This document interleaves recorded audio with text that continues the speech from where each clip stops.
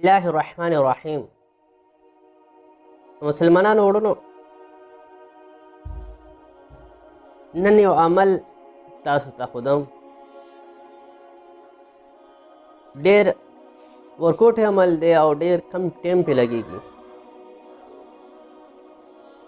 یقینا چې ډېر قوي عمل دی او د عمل هم ازمه شوی دی. مسلمانانو که د چا په بدن کې دردونه وي، که د چا د جوړونو بیمارۍ وي، که د چا هډوکو څه دردونه وي، که د چا بدن کې هم څه تکلیف وي، په ورځ کې یو وخت مقرر کي، په هغه ټیم کې دغه ذکر کوي او اودس چې رادام وکړي او د قبلې طرف ته روخ کړي، نو سل ځلې دغه وایي چې یا غني و، یا کوانټر ورسره وي، یا د په تسبو وکړي، دغه ذکر سل ځلې وکړي چې یا غني و یا غني و.